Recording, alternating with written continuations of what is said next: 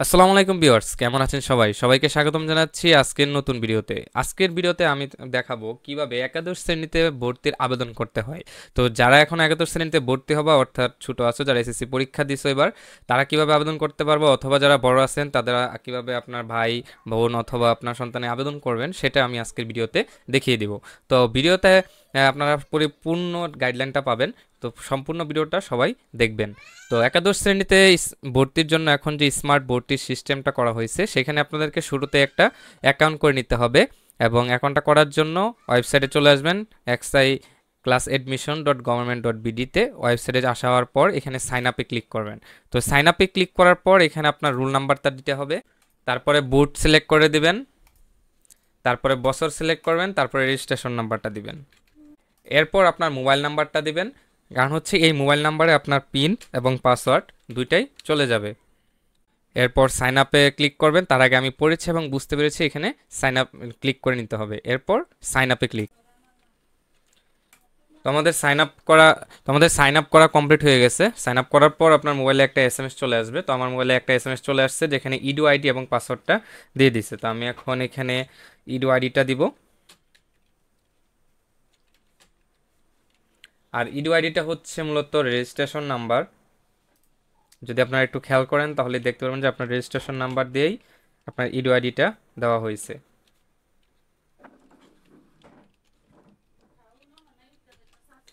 এরপর পাসওয়ার্ডটা যে নাম্বারে উদ্ধার করছেন সেই নাম্বারে চলে আসবে, সেখান থেকে দিয়ে দিলেই তারপরে লগ ইনে ক্লিক করলেই হবে। আচ্ছা, তো এখন আমি আবেদনকারীর প্রোফাইলে চলে আসছি। তো এখন প্রোফাইলে আপনারা দেখতে পাচ্ছেন যে আবেদনকারীর সম্পূর্ণ ডিটেলসটা চলে আসছে এবং এখানে দেখাচ্ছে ইউর স্ট্যাটাস নট অ্যাপ্লাইড। তো এখন আমি যাব কলেজ অনুসন্ধানে। তো এইখানে যেটা দেখতে পাবেন একাদশ শ্রেণীতে যে কলেজের অনুসন্ধান, এখানে যদি আপনি ক্লিক করেন তাহলে আপনি যেটা দেখতে পারবেন সেটা হচ্ছে আপনি যেখানে আবেদন করতে চাচ্ছেন সেখানে কতগুলো সিট আছে। ধরেন আমি ময়মনসিংহ সদরে দিলাম এবং এখানে দিচ্ছি গভর্নমেন্ট আনন্দমোহন কলেজ।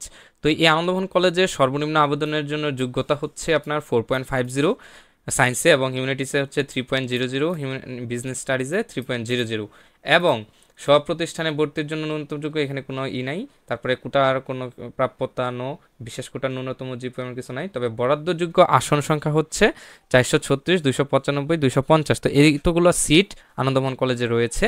তো এইটা এখানে জানতে পারবেন, যেটা হচ্ছে কলেজ অনুসন্ধান থেকে। এরপর আপনার আবেদন করবেন। তো আবেদন করার জন্য এখানে হচ্ছে আবেদন ফি জমা দিন, এখানে আবেদন ফি জমা দিতে পারবেন।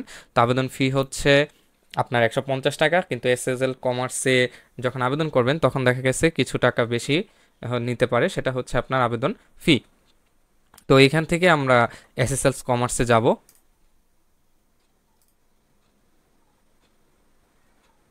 তারপরে এইখান থেকে আমরা পেমেন্ট করে দিব। তো পেমেন্ট করার জন্য যেটা করতে হবে আপনাদেরকে বিকাশ, রকেট, নগদ যে কোনো একটাই ক্লিক করবেন, যেটা দিয়ে আপনি পেমেন্ট করতে পারেন, অথবা যদি আপনার কার্ড থাকে কার্ড দিয়েও করতে পারেন। তো আমি নগদ সিলেক্ট করলাম।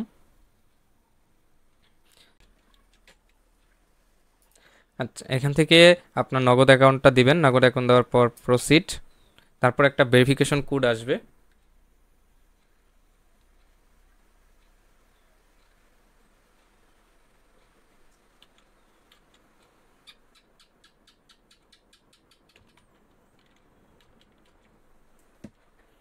তারপরে প্রসিডে ক্লিক করলে আপনার পিনটা দিতে হবে।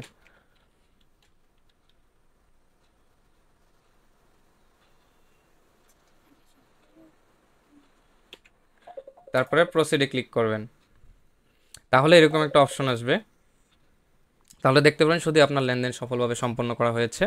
তারপরে যেটা হবে এটা অটোমেটিকলি আপনাকে ফেরত নিয়ে আসবে। তো এখন যেহেতু আমার ফি দেওয়া হয়ে গেছে, এখন আমি আবেদন জমা দিতে পারবো। তো এখানে বলে রাখি, আপনার যদি আবেদন ফি পরিশোধ নাও করেন সেক্ষেত্রে আপনার আবেদন করতে পারবেন। তো আবেদন করার জন্য আপনারা জাস্ট এখান থেকে আবেদনে ক্লিক করলেই হবে। তো এখন দেখাচ্ছে যে আবেদন করুন। তো এখন আবেদন করব। তো আবেদন করার জন্য এখান থেকে কলেজ সিলেক্ট করতে হবে। তো আমি পছন্দসই কলেজ সিলেক্ট করে দিচ্ছি।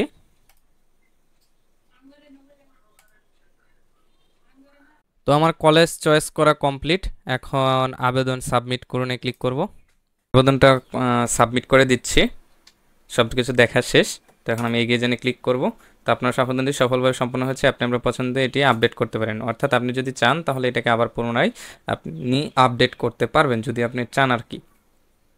তারপর আপনি চাইলে এখান থেকে পিডিএফটা ডাউনলোড করে রাখতে পারেন, যেখানে আপনার কলেজে আবেদনের যে পিডিএফ ফাইলটা আছে, যেখানে কোন কোন কলেজে আবেদন করছেন সেটা একটা লিস্ট চলে আসবে। তো এই হচ্ছে ব্যাপার। তো ধন্যবাদ সবাইকে ভিডিওটা সম্পূর্ণ দেখার জন্য। কোনো প্রকার প্রশ্ন থাকলে আপনারা কমেন্ট সেকশনে করতে পারেন, সেখান থেকে আমি সর্বোচ্চ চেষ্টা করবো আপনাদের রিপ্লাই দেওয়ার। ধন্যবাদ সবাইকে, ভালো থাকবেন সবাই, আসসালামু আলাইকুম।